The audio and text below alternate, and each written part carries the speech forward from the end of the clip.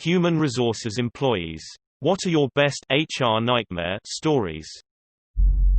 I used to work for a company that is an HR nightmare. Several events occurred. One, I was hired as a director of quality, regulatory, so I come in and start sprucing up documents, policy and all the essential stuff. A VP of sales doesn't take too kindly to fixing the stuff they were lying fraud about and tells me in front of I'm going to make you so miserable that you quit this job still works there. 2, another sales guy went into a coma health issue and the higher-ups decided that they could fire him to keep their insurance cheaper and not pay out his life insurance. Luckily HR pointed out the potential lawsuit. After they debated the cost of the lawsuit and whether they could win, they kept him on until he passed a week later. 3, when I left, I had my own company. They decided they owned any IP I created when I was employed there. I had no contract and non-competes aren't legal in my state. 4, the C-level employees all were convicted of corruption in multiple countries and are in jail.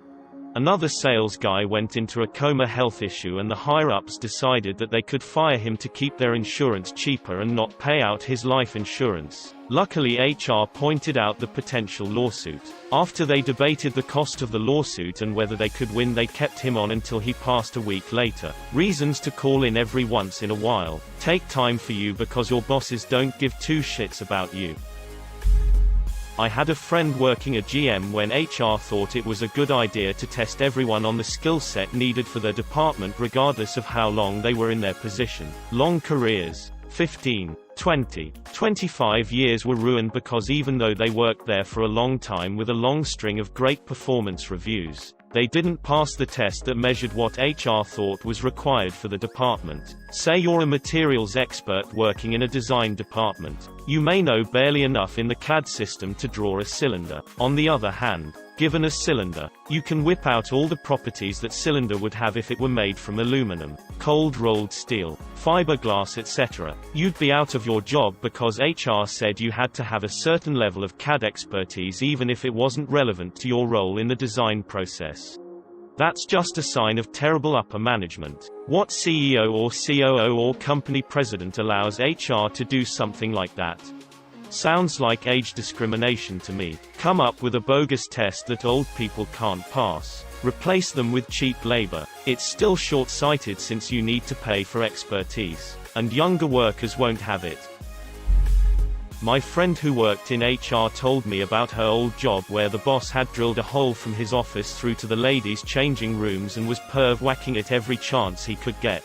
They found out because someone saw the light through the hole as he took the cover off for a peek. He denied everything and they had to take a DNA sample from the carpet under the hole which confirmed it was a him and B that he had indeed been whacking away. I just find it insane that someone would come onto the floor of their own office and leave it there to soak into the carpet. Didn't that place reek? One of my company's own HR reps had to be redirected into a different job, and then finally requested to resign, after the following incident. A coworker of mine is originally from Hawaii, and her son still lives there. After the ACA was passed in Congress, she went into HR to put her son under her insurance. He was still under 26 at the time, so he was newly qualified under the law. This particular HR rep told my coworker that she actually couldn't put her son on her insurance, since he didn't live in the United States.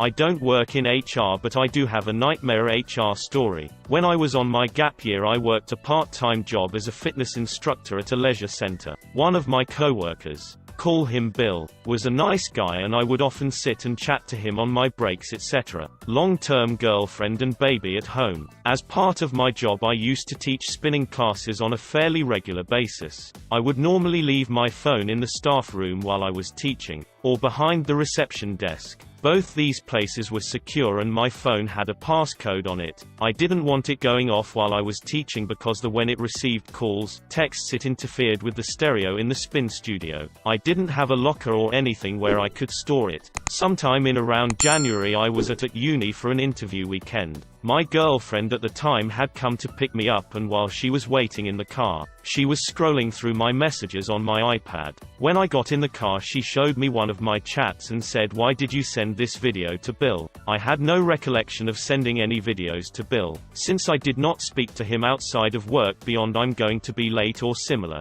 I thought it was a mistake, but as I scrolled further back up I saw that I had sent this same video to Bill a couple of weeks prior. Feeling thoroughly perplexed, I clicked into the video and saw it was a video of me 20F and my girlfriend 26F on holiday in Thailand. I'd like to stress that it was not a sexual video. We were just joking around, but we had just got out the shower and were both naked. At this point I'm still thinking it's some kind of big mistake, as Bill is a nice guy with a baby at home. However, I look a little closer and realize that the dates, times of when I had sent these videos was at times I was teaching spin classes and therefore had left my phone unattended. Bill, being the sicko he was, had obviously seen me put my passcode into my phone during all the times we had been sat chatting on breaks etc., and had memorized it. He had then taken the opportunity to scroll through all my personal photos and videos when I had left my phone unattended to go and teach classes. I'm assuming that he had deleted the video once,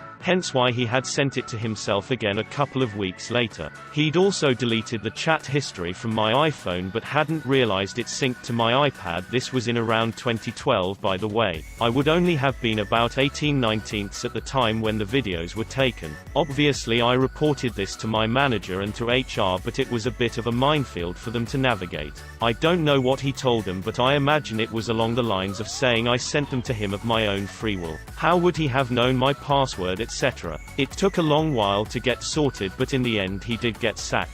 Thankfully, the police also paid him a visit, so I'm sure he had some explaining to do to his so. I was asked to translate for some visitors from the parent company at a celebration held by our. I stopped translating around the time the director of HR started asking overly personal, sexual questions to the two young HR office ladies. A couple days later, during a private bullshit session, I recounted the story to a friend who happened to be a director from the parent company. He put on his professional hat and asked me to write it up and submit a complaint to the parent company's hour. Nightmare ensued. Local head of HR had been in charge of the sexual harassment avoidance training that had narrowly saved them from lawsuit. CEO of local company insisted that I bring the story out in public and talk to the director of HR like an adult. Parent company HR brought in HR from another local subsidiary to perform an investigation. It became painfully obvious who the whistleblower was. Nothing came of the investigation that I heard about, but the next year was made to be a living hell for me by the local company. Even the office lady who had been the subject of the sexy inquisition resented the fact that she was in the center of a controversy. I left that company as soon as I possibly could and was not saddened to hear of the bankruptcy and partition a couple of years later. They had other issues as well. Where do I start? One employee wouldn't work once it got dark because he was scared of ghosts. In the interview he asked if the building was haunted. He was from Asia and refused to listen to a woman boss. If I asked him to do something he would say okay and then literally stuff the task between files in storage so I couldn't find it. If my husband asked him to do something he couldn't jump high enough up his ass to get it done. He accused every single female employee of sexually harassing him and his wife didn't appreciate it. I asked for examples. The 55-year-old woman who is as sweet as a grandma asked him what cologne he was wearing. It smelled like he wore the whole bottle. I was looking for employees when a friend suggested I hire him and I said we already had and it wasn't working well due to his wife's complaints. Her response: "Wife? He's gay. Haven't you met his husband?" Apparently to our work events he was bringing his sister as his wife. After he worked for us, he applied for a job elsewhere and listed my husband as a reference. A woman called to do a check and my husband told her he didn't work with him. That I did, but she wouldn't talk to me because my name wasn't listed. She asked him a few questions about his duties and my husband explained his duties. Long pause on the other end. That's not what he has listed. He said. To which my husband said those were my duties as manager, business owner, and he never ever had access to such positions. And then he went on to explain to her this guy would never take direction for me. She quickly ended the conversation. 2. Before we invested in cameras. We had one season where money theft was constantly happening and we had an idea who it was but couldn't catch her. She manipulated us. It was my first year and I was naive. She always had a new fake type of cancer for reasons for missing work. One day a client came storming into my office and said her and several others would take their business away if we didn't terminate her. Now, not being from this area, I didn't have any background except her reference check. Turns out she's stolen money and credit card numbers from various places of employment, but she's never been charged because she's always apologized or repaid it back. So then the money missing made sense and we were right.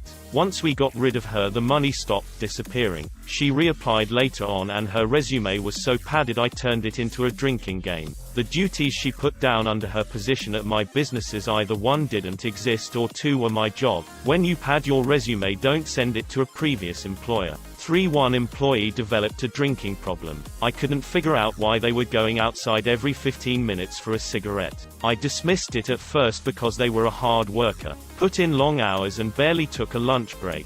But then I was finding alcohol bottles hidden in places, and on the day I caught it, they had also overdosed on antidepressant meds and I had to rush them to the ER and help hold them down as they kept trying to strip and run. They were admitted to the psych ward. I didn't hear anything for days and one day they just showed back up. The hospital let them out on day passes to come back to work because they would be in the hands of a responsible adult. This wasn't cleared or discussed with me at all. 4. One girl started off great, on time, professional, great office etiquette. I thought I'd hit the jackpot. One day she went out for her smoke break and forgot to come back. I asked her the next day what happened and she looked at me dazed and confused and said she did come back. I showed her the time clock and camera and she said she had no idea what happened. She started missing shifts and on one busy Friday didn't show up and I couldn't get a hold of her. Another employee had gone on lunch and said she was outside our office drunk, laying in the street. I went out there to talk to her and she was adamant she didn't work that day. Her glasses were broken and she was scrapped up and with 2 very large men who were intimidating. She ran away from me, missed her Saturday shift, emailed me Sunday saying she had been in the hospital with a liver infection and would be in Monday with a note. I asked her for the note both Monday and Tuesday and she ran home to get it and never came back. She didn't remember seeing me when she was drunk, and she was still wearing her broken glasses. Honestly, I could go on and on and on. One girl, I have chance after chance, but after missing 17 shifts and then showing up drunk to talk about it, I was done. But don't worry, she claims she wasn't drinking, she was just around people who were drinking, so that's why she smelled. Knew a weird dude who would sometimes do all-nighters in the office. A lady got there early one day, around 6:30 a.m., and found the guy masturbating to porn at his cubicle. Crazy thing is, he wasn't fired. I guess he was good enough at working that they just moved him to another department. We had a guy in one of our stores submit a grievance to us about how we were discriminating against him because we were giving a female 7 months pregnant colleague some extra breaks. She had a medical note confirming the reasonable adjustments needed so she could sit down for an extra 5 minutes every so often because he was unable to get pregnant, so could not take advantage of the same extra breaks. Didn't really know where to start with that one. My job is a constant HR nightmare. Boss has slept with coworker A. Coworker A is married to coworker B. Coworker B plus A have been married unhappily for 10 years or something now. B has no idea, even though B invites boss over for dinner once every other week. Boss is now dating new coworker, my best friend, and has already gifted her $2,000. Despite another coworker suffering from cancer and barely being able to pay the bills when he was still working. My other boss, who owns other lesser half of company, has called me a narcissist in a meeting. Told me literally there are no such things as business ethics. That's barely the past couple months. Been there for 4 years. Sorry, not HR. We don't have one.